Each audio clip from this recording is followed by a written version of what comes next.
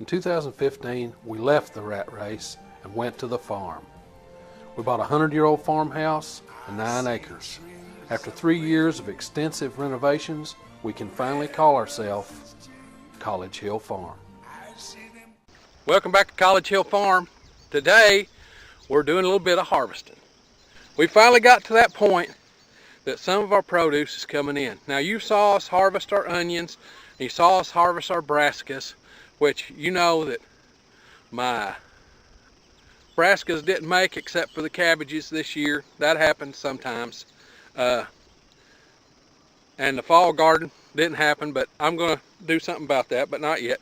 But we've started finally getting tomatoes and peppers, and we're going to do a little harvest of that and let you see. The very first tomatoes are always the Tommy Toes and the Sun Sugars. We buy one hybrid tomato called a Sun Sugar. Oh, it's our favorite of the Tommy Toe varieties. But it's a hybrid, so I can't save the seeds. Anyhow, dollar buckets at the $1 store. We love them. They last us for maybe 2 years, and you throw them away, but they were $1. So I buy 10 or 12 every couple years. We'll harvest our tomatoes and our peppers in this, and then I know I've got squash, and some of it's real big, and some of it the vine borers are getting, and I'll show you that too. Here are our pepper plants. You can see, I don't know if you can see that or not. I'm trying to get it where you can see it. There are peppers there, peppers here, peppers in this one. Some of the plants aren't great big, so I need to get some of these great old big peppers off of them so they'll put on more. So I'm going to go ahead and do that. Okay, I got about a dozen peppers. I got about 30 little tomatoes. I got about a dozen peppers. Now, the reason I like to go through and pick off these big peppers off the pepper plants, I don't want them to get red or yellow. Or these very first ones, if you let them do that, your pepper plants will think, oh, I've done what I come to do. I don't have to do no more. So you want to keep these early ones picked off. Here we are in the cucumbers.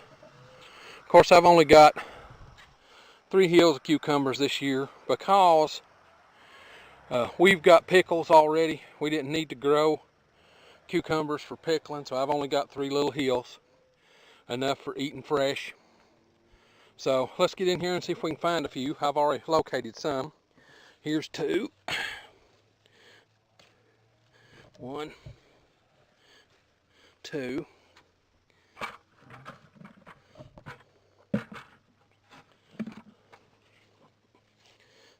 3.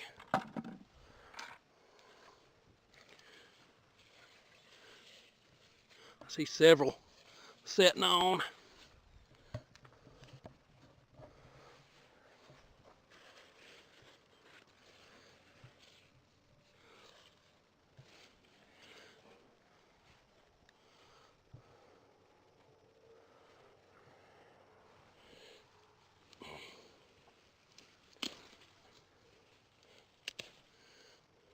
Knock out some weeds while we're in here too. Okay. No, looks like only 3 today. Now, when it comes to the squash, I was sick for 4 or 5 days, so I know there's going to be some great big old squash in here. Well, what do we do with the big ones? Well, the big ones are big and tough. So we cut them up and put them in the freezer and use them in soups and stews. Because after they come out of the freezer, we call them squish. Because they're no longer big and tough. But they're great in stir fries and soups and stews. But now, right here. If you look right here at the base of my plant, that is the result. Let me back off so you can get a better view. That's the result of the squash vine borer. They always win. Okay? Let me say that again. The squash vine borer always wins. So, I just plant more squash as the year goes on. So, it's time to plant another set. Matter of fact, I've already got another set planted. But we need to plant another set so that we can have more. Now, this is actually zucchini. But you'll notice you got these two plants right here attacked terrible. This plant, it's not been attacked. So you never know what's going to happen with squash.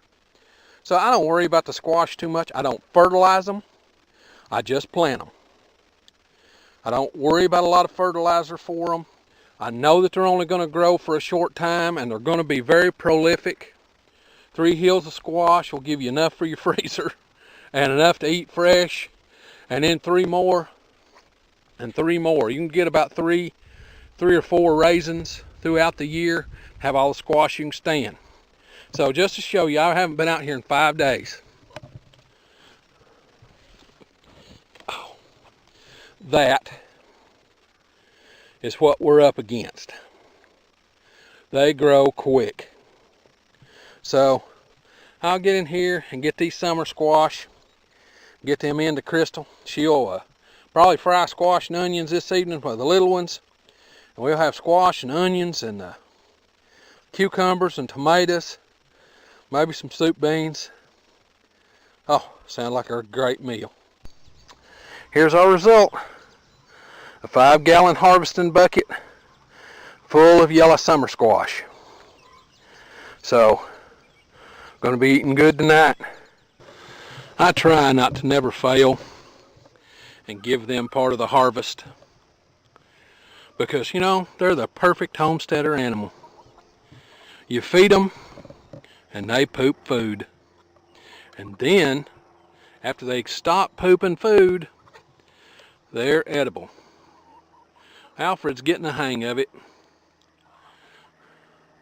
So are the little black sex links and the production reds.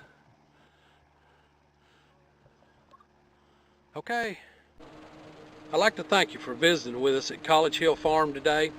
I hope you found our videos entertaining and or informative. If you did, please like, share, subscribe, and comment on both Facebook and YouTube. Until then, I'll see you in the next video. Bye-bye.